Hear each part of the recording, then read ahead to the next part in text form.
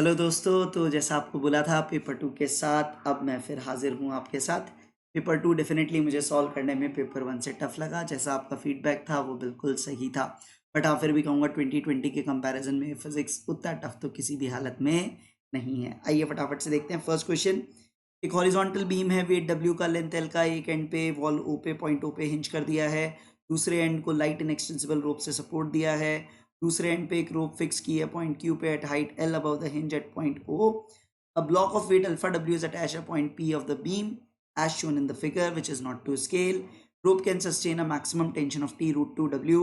Which of the following statement is or are correct? Vertical component of reaction force of O के बारे में बात है, horizontal component of reaction force at O की बात है, tension in the rope is 2W for some alpha and the rope will break. तो ये चार ऑप्शन है। तो सबसे पहले ऐसे जब भी क्वेश्चन आते हैं, बहुत स्टैंडर्ड प्रोफाइल रहती है, आप लोग करते हैं, तो आपको यहाँ पे सबसे पहले एफ बनाना है। ये रस्सी का टेंशन ये तिरछा गया, जो ओ से रिएक्शन फोर्स है, एक एक्स में और एक वाई में मान ली मैंने, एक रॉड का वेट और एक जो वहाँ पे वेट है, ये एफ कंप्लीट हुआ।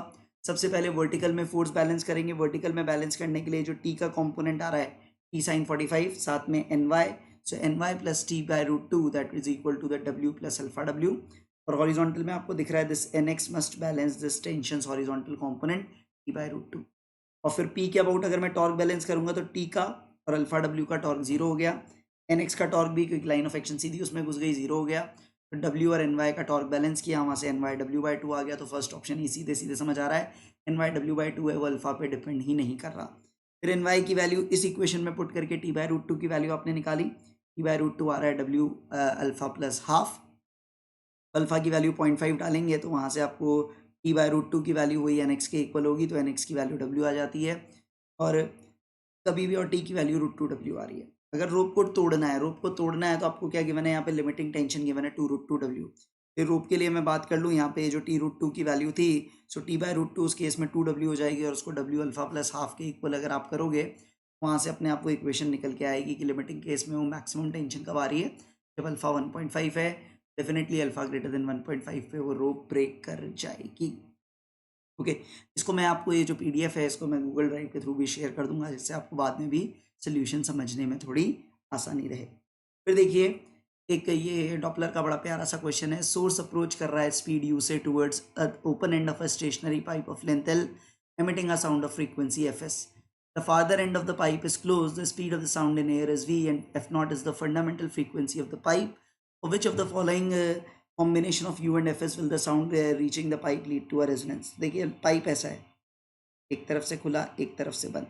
यहाँ पे रेजोनेंस फ्रीक्वेंसीज आपको पता है कि क्या होती हैं, जो भी फंडामेंटल आती है उसके बाद 3f0 5f0। तो यहाँ पे जो सेट होता है वो 2n+1 टाइम्स f0 आता है। तो अपने को 2n+1 टाइम्स f0 किसके इक्वल करना है, जो डॉपलर के बाद जो इसको फ्रीक्वेंसी फील होगी। तो क्योंकि ये चल के इसकी तरफ आ रहा है, तो जो फ्रीक्वेंसी आएगी वो एफ एस की जगह क्या होगी, F S into v of air upon v of sound in air upon v of sound in air minus velocity of the source, ये एक्सप्रेशन आता है। तो पहले अगर u को 0.8v डालें, तो u को अगर यहाँ पे मैं 0.8v डालता हूँ, तो v minus 0.8v this becomes 0.2v this becomes 5fs। जो फ्रीक्वेंसी है वो 5fs है। अब ये f0 हो सकती है, 3f0 हो सकती है, 5f0 हो सकती है, 7f0 हो सकती है। तो यहाँ पे मैं इसको इन जनरल 2n+1 f0 के इक्वल लिखूँ, तो f0 की वैल्यू आ रही है 5/2n+1 fs। तो यहाँ पे n की वैल्यू अगर मैं 0 डालता हूँ, वो भी पॉसिबल है सबसे फर्स्ट के लिए, वहाँ पे ये 5fs के इक्वल आ जाएगा। तो 5fs ये ऑप्शन में खैर अभी मुझे नहीं दिख रहा, तो कोई दिक्कत नहीं है। फिर अगर इसकी जगह n की वैल्यू 2 डालता हूँ, तो 5/5 हो जाएगा। तो F S equal to f0 भी यहाँ पे पॉसिबल है, 2f0 पॉसिबल नहीं हो पाएगा, ये मुझे दिख रहा है। यहाँ पे क्या क्या पॉसिबल हो पाएगी, एफ एस की वैल्यू अगर आप देखोगे तो उल्टा लिखना चाहिए था मुझे। यहाँ पे मुझे एफ एस क्या है, 2n+1/5 टाइम्स f0। तो सबसे पहले f0/5 हो सकती थी, इसके बाद 3f0/5 हो सकती थी, 5f0/5 f0 हो सकती थी, फिर 7/5 f0, 2f0 और 0.5 f0 यहाँ पर नहीं आएंगे। फिर अगर u की वैल्यू अगर मैं 0.5v डालूँ, तो v माइनस 0.5v, ये यहाँ पे आपको 2fs बन जाएगा। यहाँ से उसी फॉर्म में लिखो तो fs would be 2n+1 times f0। यहाँ f0 3f0 सॉरी बाई 2 भी आ जाएगा, क्योंकि वो 2fs था। यहाँ क्या आ जाएगा, f0/2, 3f0/2, 5f0/2। तो वहाँ से अगर आप देखोगे तो डी ऑप्शन भी यहाँ पे आप करेक्ट हो जाएगा।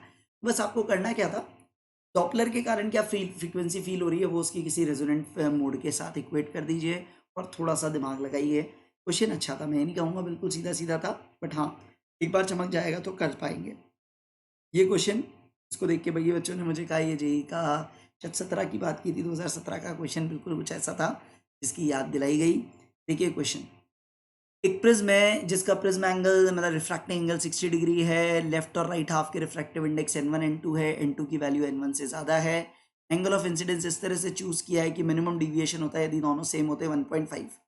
तो the case of unequal refractive index जहाँ पे n1 n है और n2 से थोड़ा सा ज़्यादा है, n plus delta n is less than n, the angle of emergence changes e from i plus delta i। आपको पता है दोनों अगर सेम होते हैं तो वो सिमेट्रिक केस में i इक्वल टू e होता है, यहाँ पे i प्लस डेल्टा ई हो गया। तो which of the following statement is और आर करेक्ट। देखिए सबसे पहले मिनिमम डिविएशन का केस जब भी आपको पता है तो यहाँ पे पता है R1 R2 इक्वल होते हैं, ये a/2 हो जाता है। सबसे पहले मैं इक्वेशन लिखूँ, सबसे पहले मेरी इक्वेशन यहाँ पे क्या होगी, 1 into sine I is equal to n1 into sine of a/2। और a/2 यहाँ पे या θ/2 जो भी आप यहाँ पे लिखोगे दैट विल बिकम 30 डिग्री। जैसे ही आप 30 डिग्री या θ/2 करोगे तो आई की वैल्यू यहाँ से आ गई, मतलब आई की वैल्यू आपकी जो निकल के आ रही है it is sine I, sorry sine I comes out as 3/4 और 0.75। अब देखिए क्योंकि ये इसके परपेंडिकुलर जा रही है तो n1 n2 अलग हो या नहीं हो, पाथ ही रहेगा, तो इसका मतलब ये एंगल अभी भी a/2 ही रहेगा। यहाँ पे इक्वेशन क्या होगी, n2 into sine a/2। Normal case में तो y आता, बट यहाँ भी थोड़ा सा जो भी चेंज है इसको e लिख दें। यहाँ पे आप क्या लिखोगे, n2 into sine 30 would be 1 into sign e। ये आपकी बेसिक इक्वेशन आ रही है। तो यहाँ पे n2 और e में कुछ रिलेशन है, तो जब भी ऐसी चीज़ आती है डिफ्रेंशिएट करेंगे, तो डिफ्रेंशिएट अगर अपन इसको करेंगे तो साइन 30 तो कॉन्स्टेंट हुआ, n2 की जगह d n2 या डेल्टा n2 लिखें, साइन ई को डिफरेंशिएट करेंगे तो कॉस ई डेल्टा ई आ जाएगा, ये निकल के आया। यहाँ से सीधा सीधा डेल्टा ई की वैल्यू आ रही है साइन 30 अपॉन कॉस ई मतलब वही कॉस आई हो गया। कॉस ई को आप लिख सकते हो कॉस आई इंटू डेल्टा एन, क्योंकि साइन 30 और कॉस आई की वैल्यू फिक्स है, इसका मतलब डेल्टा एन टू या डेल्टा एन टू को जो डेल्टा एन बोला है एन प्लस डेल्टा एन, फिर डेल्टा एन के डायरेक्टली प्रोपोर्शनल आ रहा है। तो एक ऑप्शन आपका है the value of delta E is greater than that of delta N. इसको तो देखना पड़ेगा। देखिए कॉस ई की वैल्यू अगर मैं देखूँ या कॉस आई की वैल्यू, तो साइन आई की वैल्यू आपकी 0.75 या 3/4 थी, तो कॉस आई की या कॉस ई की वैल्यू मैं निकालूंगा तो that would be root of 7/4। कितनी आ रही है बेटा ये वैल्यू, रूट ऑफ 7/4। और 7 की वैल्यू जो रूट 7 है वो 2 से तो बड़ा ही देखने को मिलेगा, तो वो साइन 30 से तो बड़ी वैल्यू आ रही है, तो डेल्टा ई डेल्टा एन से बड़ा तो नहीं आ रहा, छोटा ही आ रहा है। पहला ऑप्शन नहीं है। Delta E proportional to delta N वो आपको नजर आ ही गया। अब डेल्टा ई की वैल्यू क्या होगी, यहाँ पे ये सारी वैल्यूज पुट कर करके देखिए 1/2 upon root 7/4 into delta N. अब डेल्टा एन क्वेश्चन के दोनों ऑप्शन में लेके चलना है 2.8 इंटू 10⁻³ इसको मैंने सिंप्लीफाई किया है तो ये लगभग आ गया 0.8√7, 0.8√7 इंटू 10⁻³ अब रूट 7 आपको पता है यार 2 से तो बड़ा होता है, मैं इवन बोलूँगा 2.25 से भी बड़ा होता है। क्यों बड़ा होता है, 2.5 से भी बड़ा होता है बेसिकली, क्योंकि 25 का स्क्वायर 625 होता है, तो 2.5 का स्क्वायर 6.25 होगा, तो 2.5 से भी बड़ा है। 0.8 इंटू 2.5 अगर मैं करता हूँ 25 8 जा 200, मतलब वो 2 से तो बड़ा ही आएगा। तो यहाँ पे जो ऑप्शंस गिवन है सी और डी में क्लियर कट वो 2 से बड़ा आएगा, 3 से बड़ा नहीं होने वाला, तो 2 और 3 मिली रेडियंस के बीच में वो देखने को मिलेगा, ये आप यहाँ से देख सकते हैं। बाकी सोल्यूशन आपको यहाँ क्लियर कट दिख रहा है। ये भी एक प्यारा क्वेश्चन था, नहीं बोलूँगा ईजी था, बट हाँ अगर वो पुराने क्वेश्चन को लिंक करके आपको याद आ पाए फिर भी चांसेस थे कि आप कर पाएंगे। फिर एक फिजिकल क्वांटिटी, ये बड़ा फेमस क्वांटिटी होती है, पॉइंटिंग वेक्टर इसको बोलते हैं, E cross B by mu naught. Electric field है, मैग्नेटिक फील्ड है, म्यू नॉट परमिएबिलिटी है, dimension of S are same S.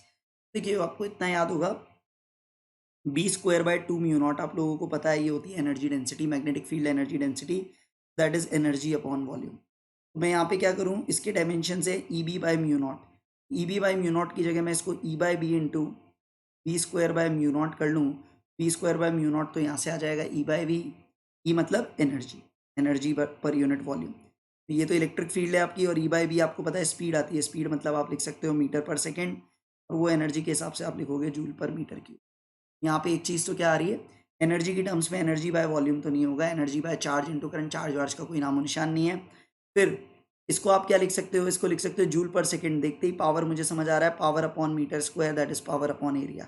एक तो ये डी ऑप्शन आ गया। दूसरा, जब ये इसको लिख रहे हो अपन मीटर जूल, जूल को आप लिख सकते हो न्यूटन मीटर, और सेकेंड मीटर क्यूब है, ये 2 मीटर स्क्वायर उड़ गए तो that would be newton metre second, so that is force upon length into time, that will also be good. So B and D दोनों ऑप्शन यहाँ पे satisfy हो सकते हैं। तो ये एक तरीका मैंने खुद को पहले सॉल्व करते हुए भी देखा था। किसी भी तरीके से आप करिए डायमेंशनली, ये क्वेश्चन मुझे लगता है एटलीस्ट इसमें पार्शियल मार्क्स तो 1 नंबर तो लेके आओगे। अब 2 ही हैं, 2 सही करोगे तो 4 नंबर मिलेंगे। नेक्स्ट ये न्यूक्लियर फिजिक्स का प्यारा सा क्वेश्चन है, a heavy nucleus N at rest, important है, वो रेस्ट पे है, मतलब इनिशियल मोमेंटम जीरो है। ये फिजन कर गया दो पार्ट्स में पी प्लस क्यू। तो अब आपको पता है इसमें पी और क्यू के पास अगर काइनेटिक एनर्जी आएगी तो दोनों ऑपोजिट इक्वल मोमेंटम के साथ जाएंगे, इक्वल एंड ऑपोजिट मोमेंटम के साथ। अल्फा डीके में भी आप लोग ये करते हैं। P and Q title nuclei हैं, ये एक तरह से मास डिफेक्ट आपको गिवन है, एन का मास पी का और क्यू का डिफरेंस आपको गिवन है, ठीक है। EP and EQ are the kinetic energies of P and Q respectively. Speed of P and Q are VP and VQ respectively. C is the speed of light. कौन से statement सही है? पहली चीज, जो भी एनर्जी मिलेगी दोनों की काइनेटिक एनर्जी के फॉर्म में नजर आएगी, तो एनर्जी क्या होगी? Delta M into C square, which is delta into C square. तो पहला तो सही है, ये जो ऑप्शन है, दोनों की total energy equal to C square delta. अब एनर्जी का डिस्ट्रीब्यूशन मुझे अल्फा पार्टिकल के लॉजिक से याद है, जिसका मास कम होगा उसको एनर्जी ज़्यादा मिलती है, तो मास के प्रोपोर्शनली इन्वर्स आएगा, तो ये बी वाला ऑप्शन रिजेक्ट हो जाएगा। इसका पूरा मैंने आपको सॉल्व करके दिखाया है, आप देख सकेंगे सॉल्यूशन में। मोमेंटम आपको पता है दोनों के इक्वल एंड ऑपोजिट होंगे, तो m1 v1 that is mp vp would be equal to mq vq। उसके हिसाब से आपका थर्ड ऑप्शन सही आ जाएगा। और फिर दोनों की मोमेंटम को इक्वेट करें तो इस एक्सप्रेशन में ई को आप P square by two M P लिखें, इसको आप P square by two M Q लिखें, equal to delta into C square. तो पी का मैग्नीट्यूड निकालेंगे तो ये निकल के आ जाएगा। ये यहाँ पे मैंने आपको सॉल्व करके पूरा दिखाया है। यहाँ से आपके ए सी डी तीन ऑप्शन यहाँ पर सही हैं। तीन ऑप्शन सही होते हैं तो मन में यही लगता है कि शायद कहीं भी आपने किया हो पार्शियल तो मिल ही जाएंगे। हाँ, अब बशर्ते आपने बी को टिक नहीं मारा हो, ठीक है। मज़ा तो तभी आ जाए जब चार ऑप्शन सही हो, फिर तो कोई टेंशन ही नहीं। अब ये क्वेश्चन मुझे पिक ऑफ द क्वेश्चन लगा, मतलब फ्रेंकली इट्स नॉट ईजी। इसको फील करना है, इसको विजुअलाइज करना ही भारी है। आइए देखते हैं क्या कह रहा है।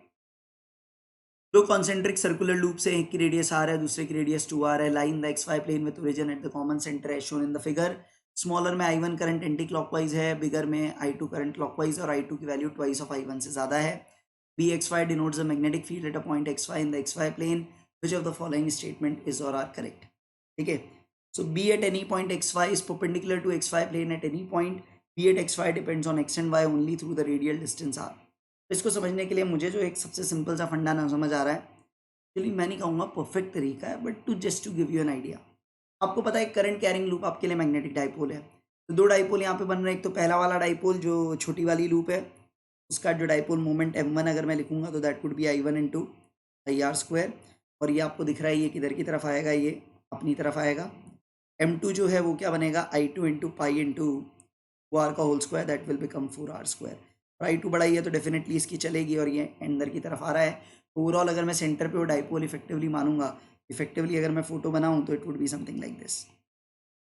ये डाइपोल अंदर की तरफ है, डाइपोल अंदर की तरफ है, तो ये पूरी एक्स वाई प्लेन इसके लिए इक्वेटोरियल पोजीशन हो गई। इक्वेटोरियल पोजीशन पे कोई भी पॉइंट एक्स कॉमा वाई लोगे तो ये डिस्टेंस आर पे ही वो मैग्नीट्यूड ऑफ फील्ड डिपेंड करेगा। और किधर आता है, एम के ऑपोजिट आता है। एम अगर अंदर पॉइंट कर रहा है तो ये फील्ड आउटवर्ड्स पॉइंट करती हुई यूजुअली नजर आएगी, बट हर पॉइंट पे नहीं कह सकते। देखिए it is just a way to just get an idea of the first two parts. हाँ, फर्स्ट टू पार्ट का आइडिया आप ऐसे भी ले सकते थे कि कोई भी छोटा सा यहाँ पे डीएल एलिमेंट लो। अब डीएल और आर करोगे, डीएल भी एक्स वाई प्लेन में है, आर भी एक्स वाई प्लेन में है, तो एक्स वाई प्लेन के तो परपेंडिकुलर आएगा ही, किसी का भी फील्ड लीजिए। और ये जो वैल्यू है ये इस लॉजिक से आपको समझ आ रही है, केवल रेडियल डिस्टेंस पे डिपेंड करेगी, एक्स या वाई इंडिविजुअली डिपेंड नहीं करेगी, ठीक है। B at X Y is non zero for all points for R less than R. और आर लेस देन आर सबके लिए नॉन जीरो होगी, कहना थोड़ा सा मुश्किल हो गया।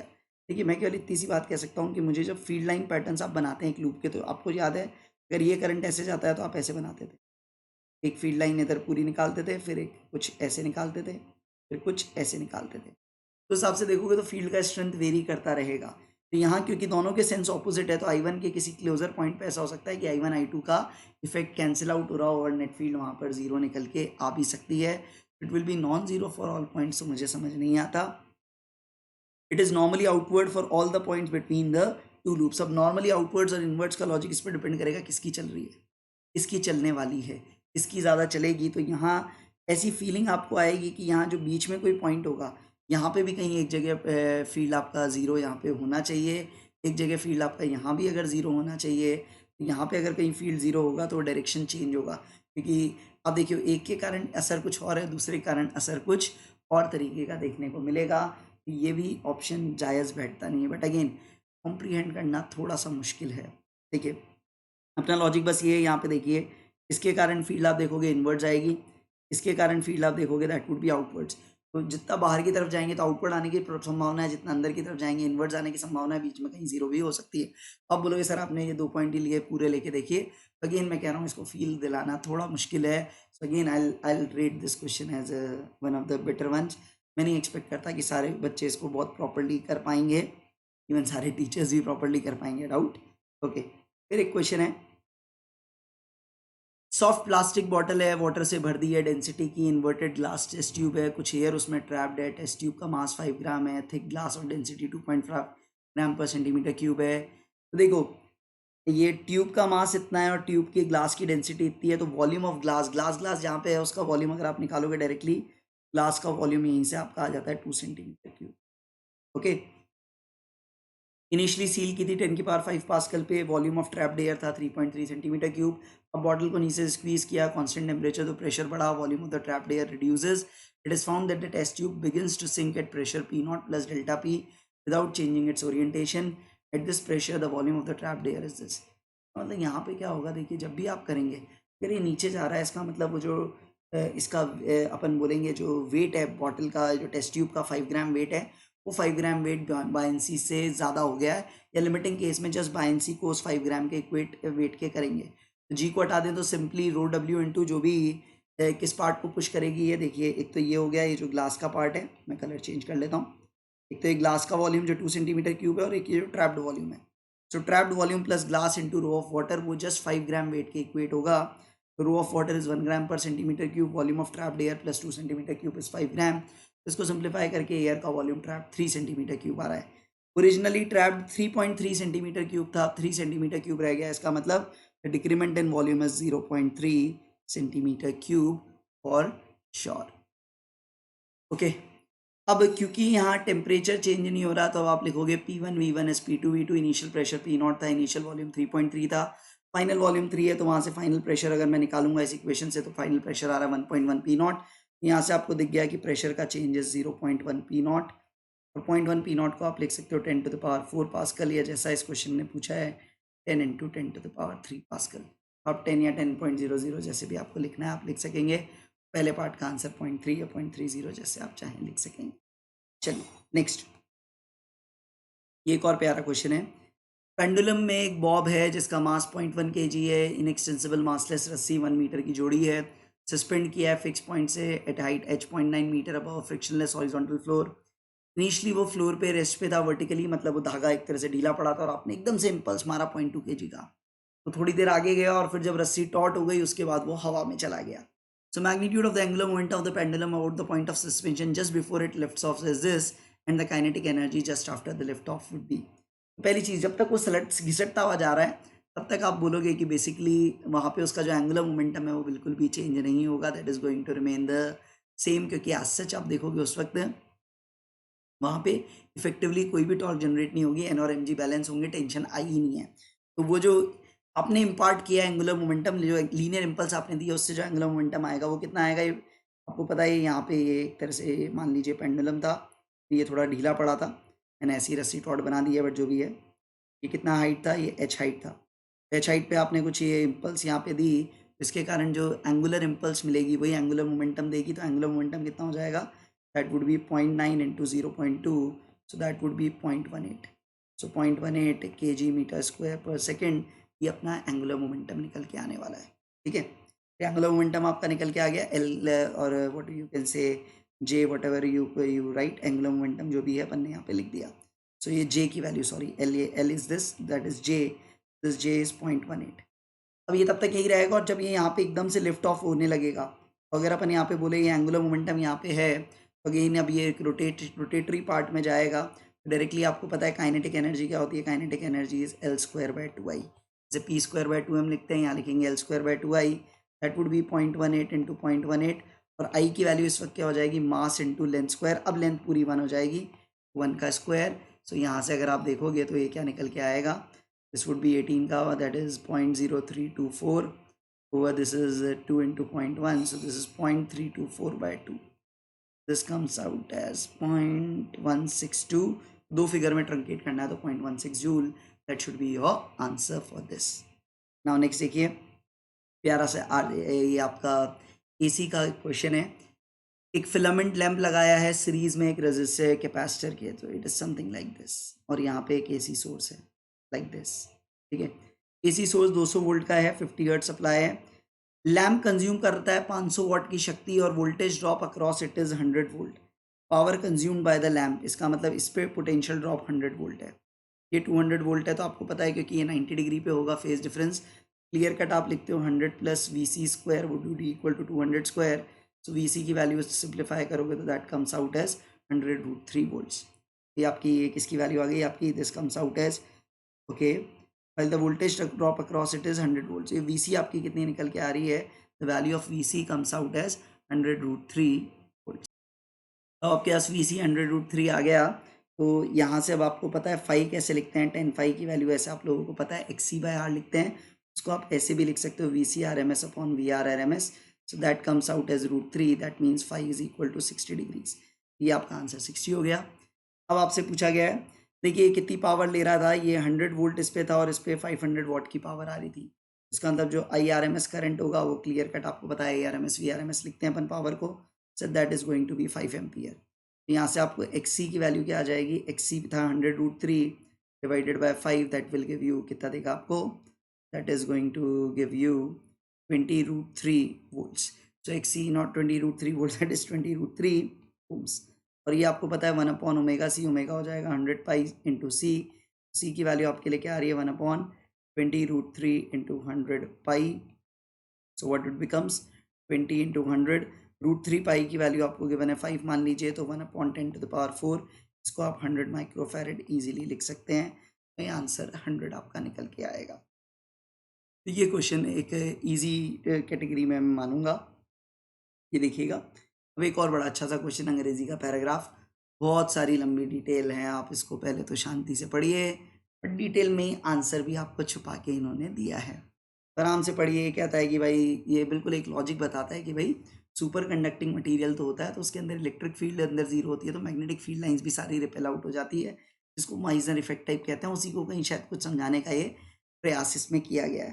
तो यहाँ देखिए, सबसे पहली चीज़, जब भी ये एम है इससे आर डिस्टेंस पे है, तो सबसे पहले ये फ्लक्स कितनी जनरेट करेगा, तो ये क्योंकि छोटा सा माना है, तो यहाँ जो भी इसका बी है, बी इंटू ए लिखेंगे। बी हो जाएगा μ0 m/2πr³ और इसका एरिया हो गया पाई ए स्क्वायर। और यही फ्लक्स के कारण इसके अंदर जो भी सेल्फ इंडक्टेंस है उसके कारण करंट आएगा जो उसको नलीफाई करेगा। So that flux is L I, या फिर चाहो तो उसको भी आप उस तरीके से बी इंटू ए के फॉर्म में लिख के देख सकते हो, और बी आई के प्रोपोर्शनलिटी में आएगा, दैट इज एल आई। तो आई का प्रोपोर्शनलिटी यहाँ से क्लियर कट आपको दिख रहा है m/r³ होगा। पहला क्वेश्चन यही बोला गया है कि यहाँ पे करंट इंड्यूस किसके प्रोपोर्शनल होगा, डायरेक्टली आप बोलोगे किसके प्रोपोर्शनल होगा, m/r³। क्योंकि अब करंट प्रोपोर्शनल टू m/r³ होगा, तो अगर मैं इसका खुद का मैग्नेटिक मोमेंट बोलूँ, that would be I into A, that will also be proportional to I, that will also be proportional to m/r³। ये जो दो डाइपोल्स के बीच का फोर्स है, तो m1 m2, तो m2 भी m के प्रोपोर्शनल है, तो m² r4 पहले से ही था, r³ और आ गया। ये जो फोर्स इनके बीच लगेगा, वही अगर आपने क्वेश्चन ढंग से पढ़ा होगा तो फोर्स m²/r7 के प्रोपोर्शनल होगा। तो सेकेंड पार्ट में आपसे वर्क की प्रोपोर्शनलिटी पूछी है, तो वर्क में FDR करेंगे। सो m²/r⁷ dr, तो 1/r⁷ dr करोगे तो 1/r⁶ में आएगा। सी ऑप्शन, प्रोपोर्शनैलिटी देखना क्वाइट इजी है बजाय पूरा सॉल्व करने के। तो ये आप देख के बड़े प्यार से कर सकते हो, बट अगेन मैं नहीं बोलूँगा इट इज़ है इजी वन, वहाँ करने में थोड़ी हालत ख़राब होती है। फिर ये क्वेश्चन देखिए, ऐसे क्वेश्चन बहुत जेईई पूछती है थर्मोडाइनमिक्स में, अगर आपने थोड़ी तैयारी की है तो ये बनने लायक क्वेश्चन मुझे दिखता है। थर्मली इंसुलेटिंग सिलेंडर है, thermally insulating and frictionless movable partition है, सब कुछ थर्मली इंसुलेटिंग है। On each side of the partition 1 mole ideal gas की है, कांस्टेंट वॉल्यूम है, CV2R है। CV2R दिखते ही आप CV = R/γ-1 अगर डालोगे, यहाँ से गामा की वैल्यू आप सिंप्लीफाई करते हो तो 3/2 आती है, ठीक है। इनिशियली दोनों पे V0 T0 था और प्रेशर भी सेम ही होगा। अब left side as an electric heater which is turn on at a very low power to transfer heat Q to the gas on the left side. As a result, the partition move slowly towards the right, reducing the right side volume to V0/2। तो यहाँ पे इसका volume अब घट के अगर V0/2 हो जाएगा, तो मुझे पता है इसका वॉल्यूम 3V0/2 हो जाएगा। फाइनली लेफ्ट पार्ट का अगर V0/2 हो गया तो राइट पार्ट का 3V0/2 हो जाएगा, ठीक है। अब क्योंकि ये धीरे धीरे गया है, इंसुलेटिंग है, तो इसका मतलब इस वाले सेक्शन में लेफ्ट हाफ के साथ जो भी हुआ उसको एडियाबैटिक मान सकते हैं। So PV to the power gamma TV to the power gamma -1 कांस्टेंट। ये दो इक्वेशन लगा के मैं फाइनल प्रेशर इसमें निकालूंगा, एक तो 2 to the power gamma P initial या P नॉट, और राइट साइड में जो फाइनल टेम्परेचर आ रहा है इससे वो आ रहा है 2 to the power half T naught. पहला पार्ट TR/T0 ही पूछ रहा है, तो that is 2 to the power half, that is √2, ये अपन ने किया। फिर क्योंकि अल्टीमेटली पिस्टन बैलेंस हो रहा है तो जितना प्रेशर इधर है उतना ही इधर होगा, तो अब राइट साइड में फाइनली आपको प्रेशर आ गया, फाइनली आपको वॉल्यूम आ गया।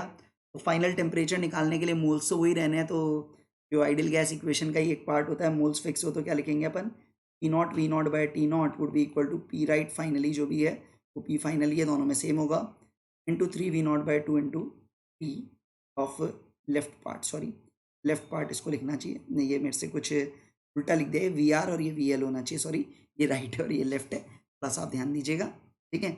तो ये जैसी इक्वेशन में लगाता हूँ और ये जो वैल्यूज़ हैं प्रेशर की ये सब डालते हैं, तो लेफ्ट पार्ट पे टेम्परेचर आता है 3√2 T0, that comes out as 3√2 T0। अब कितनी हीट ट्रांसफर हुई है, देखो वर्क तो कुछ हुआ नहीं बाहर से, जो कुछ हुआ है आपस का वर्क है, एक ने एक पे किया दूसरे ने दूसरे पे किया, प्रेशर हमेशा दोनों का अपन मान के चल रहे हैं बराबर है, धीरे धीरे आहिस्ता हो रहा है। तो यहाँ पे जो भी बाहर से हीट आई है वो क्या है, दोनों की इंटरनल एनर्जी चेंज के, तो Q would be delta U of system, that is delta U1 plus delta U2, दोनों में 1 1 मोल्स है, तो NCV delta T1 plus NCV delta T2 या delta TR plus delta T right और left, और इसको पूरा सिंप्लीफाई करते हो तो ये प्यार से आपके लिए ऑप्शन निकल के आता है। ऐसे क्वेश्चन जेई में देखिए पहले भी आए हुए हैं, वो 2017 का भी एक बड़ा अच्छा सा क्वेश्चन था, वहाँ पे भी इसको बहुत अच्छे से यूज़ करते थे। ऐसी प्रोफाइल्स आपकी कवर्ड है, आपने PYQs अच्छे से किए होंगे तो इसको भी आप कर पाएंगे, ठीक है। अब ये 3 आपके न्यूमेरिकल आंसर्स थे। अब यहाँ देखिए, अब actually it's getting too late, अब और भी वर्क्स हैं। अब देखिए सोल्यूशन से आइडिया लीजिए, गैल्वेनोमीटर में कोई करंट नहीं था, तो यहाँ पे एक तरह से एक ही लूप बन रहा है, तो इस पॉइंट से इस पॉइंट तक आते हुए जो भी पोटेंशियल ड्रॉप में यहाँ से यहाँ वो किरचॉफ्स लॉ के थ्रू लिखूंगा, वो E/2 के इक्वेट किया, और यहाँ पे इक्वेशन सॉल्व करेंगे, अपने आप R1 3 ओम्स आएगा। फिर ये एक डबल स्टार की प्रॉब्लम है जो बहुत ईजिली आप कर सकते हो। डबल स्टार सिस्टम में इस तरह से आप मानोगे CM के अबाउट घूमेगा, CM कहाँ आएगा, 6M वाले से 3R डिस्टेंस पे, 3M वाले से 6R डिस्टेंस पे, तो F equal to M omega square R लिखो, तो ओमेगा स्क्वायर आ रहा है GMS/81 R स्क्वायर। ओमेगा की वैल्यू अगर ओमेगा स्क्वायर की वैल्यू 1/81 है, मतलब ओमेगा की वैल्यू 1/9 हो गई, तो टाइम पीरियड की वैल्यू 9 टाइम्स होने वाली है, वैल्यू ऑफ n भी 9। और ये लास्ट वाला क्वेश्चन, ये तो बहुत ही सिंप्लीफाइड है, थोड़ा सा दिमाग लगाइए, it was one of the easiest one. देखिए करना क्या था, एक बार अब लास्ट क्वेश्चन है तो एक बार डिस्कस कर ही लेते हैं।